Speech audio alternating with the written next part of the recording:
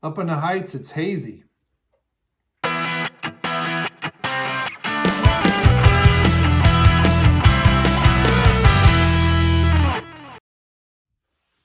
Hey, it's Brain Muffin back with a beer review, and I'm going to do this. Woohoo! And up today we have from Highland Brewing over there in Asheville, North Carolina, which is actually south. It's not directly south of me. I think it's more south by southwest of me.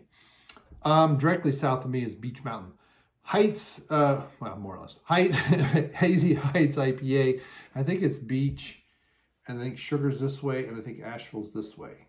And it's probably the wrong way around for you because I did it my way and not.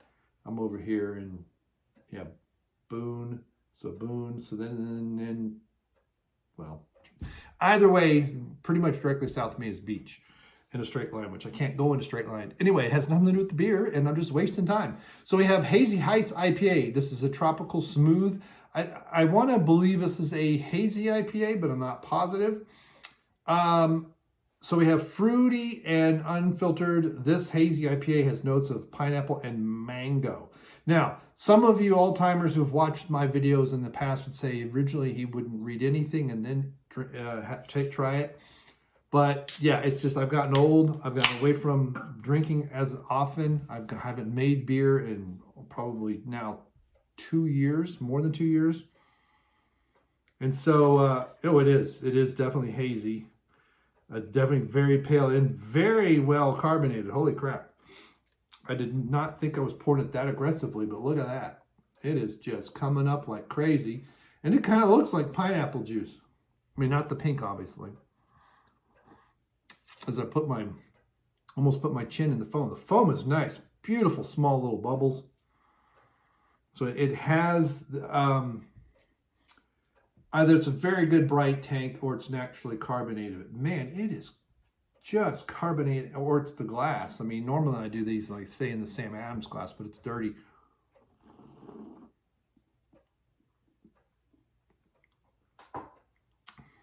I need to find out from my cousin if she's ever at Jungle Gyms anymore. See if they have these glasses. I sent a thing to Ed not too long ago, and he never responded, so I don't know if he retired or what. But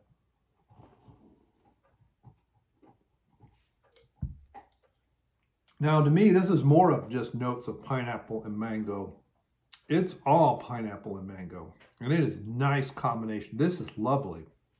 This is 7.5%, yeah, 7.5% alcohol. This is not your typical session beer, but man, to me, this is like a beer to have with hors d'oeuvre. I can hear it in my head, but I can't say it. Hors d'oeuvres, hors d'oeuvres. I get it there eventually.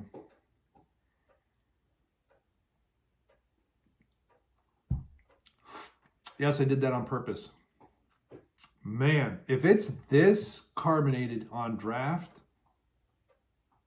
oh my goodness, this would be a 5. This is a 4.5. This is lovely. I really like this. And it's still kind of cold. I had it sitting out a little bit, which might also be why the carbonation is so active. There's stuff floating around. I did rinse the glass, so I'm gonna assume that's the stuff coming out of the beer. It's unfiltered. I hope it's not infected with anything. Normally, if it gets infected, it just whoosh, whoosh like a volcano or something. But it is very, very carbonated, and there's some kind of specks floating in it. Which some of my beers will have stuff like that floating in it. Chunks of hops, these hop pellets and stuff like that. Just depends on which bottle. Some guys I used to have bottle shares with many years ago. I mean, one guy's passed away, and he was a big hop head. And he was also really loved my coffee stouts. But he and another guy, let's see, so if I can remember their names, it's been a while. But yeah, they would love it when stuff like that was floating in it. And they would always take a 6-pack of my beer with them. Glenn and I know Glenn's the guy that passed away. I can't remember the other guy's name. It's not Mark. It'll come to me. It'll probably come to me 5 minutes after I'm done recording.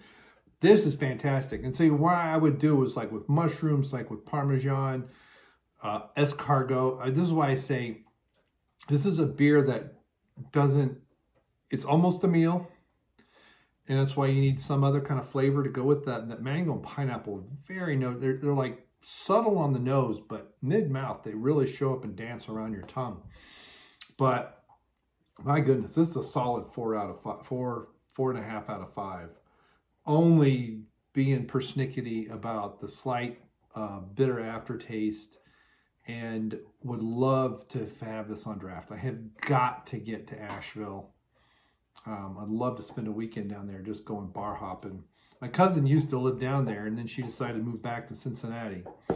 But Ed, that's the other guy's name. Different Ed than at Jungle Jim's Ed. But yeah, I mean, years ago, I was running low on funds, and they gave me $30 to make another batch. And so they got most of it. And at one time, Glenn said his refrigerator, he had a small refrigerator, it was full of beer, and most of it was my stuff. And I'm like, well, then drink it and give me the bottles back. But that was back in the day, man. I could go to a bottle share and get rid of 2, 3 6-packs easily.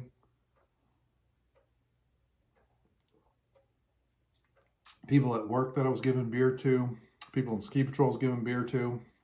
And long before COVID, we just kind of, bottle shares went a little less. Then Glenn passed away. People that I used to see on ski patrol, I don't know what happened. They were on the same shift. I think that part of what happened with the Perfect North is we had to do fewer extra shifts. And so some of these people that I used to see on extra shifts, I didn't see anymore. But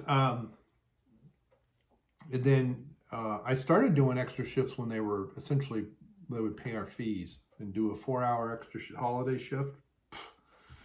Easiest $95 I made in my life, I think. Especially the first year they did that. That was the year before COVID, yeah. I did a Tuesday night, I think. There were 4 of us. And everybody, it was open till midnight, and by 11:30, everyone had gone home. Because it was still a school night. I mean, it was like, we're looking around, where's everybody? No one, it was the easiest closing I've ever done. And it helped that only 3 lifts were running. And basically we rode up, we all picked a thing, and we were done in one sweep. And that was the first year of the patrol in the new digs, I think. I think so, which is what made it viable. You didn't have to ride back up to get back to the patrol hut. And this is what's dangerous about this is it's just sweet enough, and it's not sweet and it's not sugary. It's just that the mango and pineapple blend so well that it hides the 7.5% alcohol. This is why I'm saying you have this with your appetizers and some other things, maybe a soup or something before you start your main course, and then get a more session IPA if you want to stay that IPA route. And this is what I'm saying with your stereotypical, chicken fingers or cheese sticks or grilled mushrooms, maybe some grilled asparagus or artichoke hearts or cheese, pretzels and cheese dip, all those stereotypical appetizer type foods, perfect match with this. And then go on to something that's a little bit lighter, still have the fruity flavor, maybe it's piney, whatever you want to do. And then when you do your main course, whatever that be, this isn't going to get in the way and bog you down. It's already done. So anyway, I am way out of time. I'm way long on this one, but this is definitely a 4.5 out of the can, and I would love to have this on draft. And there's another Nat got him. So what have you liked from Highland Brewing that I really ought to review? I've got a bunch of IPAs that I got, and I didn't get a variety pack. I know they have other stuff. Let me know in the comments below. Thank you very much, and we'll see you. Goodbye. We'll see if that one gets better. Oh, this is lovely. I might finish it.